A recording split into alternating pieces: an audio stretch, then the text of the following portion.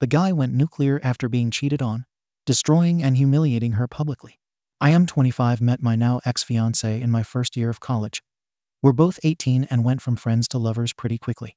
We clicked so well, and everything was so easy and effortless. We had a really good relationship. It's the kind of relationship that everyone wishes they were in. The kind of relationship that people idolized and said, if those two broke up, then love doesn't exist. You get the picture. For the purpose of this post, let me call my ex, Ashley. Ashley was everything I was looking for in a woman. Funny, smart, attractive, down-to-earth, and family-oriented. She wanted to build a life together. Our families got close over the course of our relationship. It was like we were already one big family before even getting married. As planned, I popped the question a year ago, not knowing that this would change everything. She said yes, of course, but things started to change. Slowly but surely, over the months, she became more distant. I tried to ignore it and chalk it up to nervousness. You know, cold feet before taking the big marriage plunge. I should have trusted my instincts. She always went out with her group of friends on the weekends. I've been on these outings before. Usually it's clubbing and drinking. It's not my scene, but I trusted my girl, so I had no problem with her going without me. These outings became much more frequent after I popped the question. I tried to ignore my gut feeling that something was wrong about this. I should have listened. Last week, I got a text from one of her girlfriends. She said she feels super guilty about what's been going on. According to her, Ashley has been worried about getting married. She feels that she hasn't had a chance to explore other options, and the prospect of getting locked down for life made her really anxious. On these outings, she will frequently flirt with guys, dance with them, grind on them, and make out with them to get it out of her system. Since she wasn't having sex with them, she didn't consider it cheating. According to the friend, she also gave one guy a BJ in the club bathroom. She sent me pictures and videos from some of those escapades. My heart sank. I felt like I died that day. I thanked the friend for telling me, and told her to keep it between us. For me, any form of cheating is a big no-no. I knew it was over. What makes this worse is that I have a past with cheating. She knows about my high school ex, who cheated on me, and being a stupid teenager, I tried to end it all. This just makes this whole situation cut even deeper. She knows how much hurt she could cause and still went ahead with it. I wanted to crawl into bed and cry for a month. I wanted to be weak. I felt weak. I decided I would give myself the chance to mourn and cry over this after I protected myself. Me and my fiancé share an apartment that we both pay rent for at 50-50. I decided to take 2 days off work and covertly started to move my things out to my brother's house across the city. He knows about everything and immediately offered his place to me. The first day I moved non-essential items out. When Ashley got back from work, she made a comment about it. But I brushed it off by saying I sold some stuff and took some more stuff to a storage unit to tidy up and clear space in our apartment. She didn't question it. I was furious on the inside about everything that I found out about, but kept cool to avoid suspicion.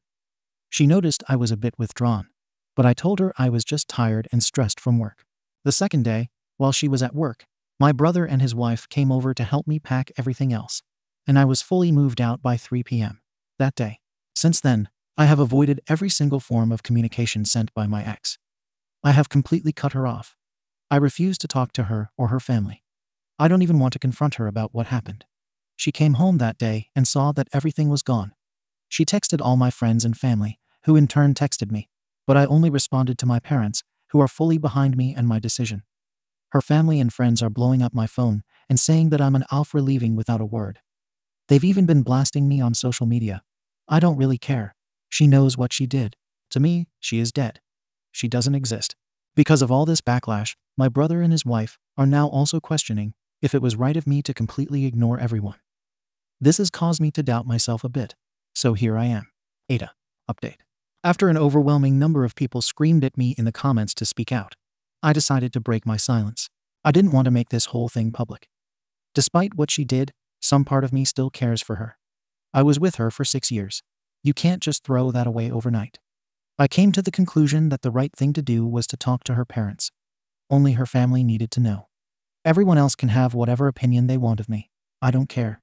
The people who truly know me and are close to me are the only ones I care about. I sent a detailed message about what happened to my closest friends and family. All of them, of course, believed me right away. No pictures were needed. I didn't feel like it was necessary or appropriate to spread those pictures of her, so I didn't. Now that the people I cared about were sorted, I moved on to her parents. I messaged her mom, who, by the way, I had gotten so close to that I considered her a second mom, and she considered me a son. She was very upset with me, but agreed to meet up. I felt like this needed to be an in-person conversation rather than a nuke, so drop in an email with everyone they know CC'd. I met her mom and her dad at a diner we used to frequent for breakfast. I know, so cliché. It was quite emotional. They were understandably upset. They didn't do anything wrong, and I cut them out of my life like nothing happened. I understood why they were upset. So when they were confronting me, I was very quiet, just listening. Let them get it all out. I admit, I was tearing up with them. That is, until they accused me of some things. It's been a whole week since all of this went down. In that week, a lot happened. Apparently, according to her parents, my ex convinced everyone that I cheated, and that she kicked me out, and I haven't been answering anyone because I was so ashamed of what I had done. Lol. I literally laughed out loud. I responded by saying that I was sorry, and I wished them a happy life and walked out. I was so effing upset. I couldn't even have imagined being accused of this. What a effing joke. I can't believe her parents would believe her and throw me under the bus so fast. I walked out because I'm pretty sure I would have said some things I'd regret to her parents. I didn't want to do this, but she left me no choice. I activated the nuclear option. I went home, made an email titled, "For your reading pleasure," and attached every picture her friend sent me, including screenshots of the chat with her friend, where she expressed how guilty she felt about the cheating. I also attached the videos of her grinding and making out with other guys. I included a long explanation detailing everything that has happened since D-Day. I ended the email by saying that I do not wish to be contacted, and that I expect my ring back at some point. I attached her parents, any friend I could think of, and a coworker that I just so happened to know as well. F it. So that's where I'm at now. I may be the arsehole for sending that email, but she really tested my effing limits when I found out what she was telling people. I have no regrets. I am currently crashing at my brother's place on the pull-out couch. He's helping me get through this as much as one can, I guess. Who knows what kind of fallout that email will create. Either way, I'm going to sit back and enjoy it with popcorn while sobbing. Final update. I wanted to take a quick moment to thank everyone who reached out to me and offered kind words of support and advice. The reason it took me 2 months to be able to come back here and write an update is because so much has happened in such a short span of time that even I'm having trouble processing it. The fallout after I sent that nuke of an email was catastrophically hilarious. My phone was blowing up with my ex's friends and family asking me tons of questions. Before I sent that email, everyone was under the impression that I was a cheater and was kicked out. That email not only cleared my name, it basically turned everyone against my ex. Rumors of what had happened started circulating at her job. I attached one of her coworkers to the email, if you remember from my last update. Apparently, she couldn't take the embarrassment and ended up quitting. Her parents were less than impressed and refused to take her back in. They reached out to me and apologized for the way things went down. They recognized that they didn't have all the facts and judged me too quickly. I'm cool with them now. They told me that my ex was struggling to make payments for her half of the rent. When I covertly moved out, I contacted our landlord and explained the situation. We only had 3 months left on the lease, so I paid my half for those 3 months, so I'm in the clear. Honestly, it was worth it, even though I'm not living there.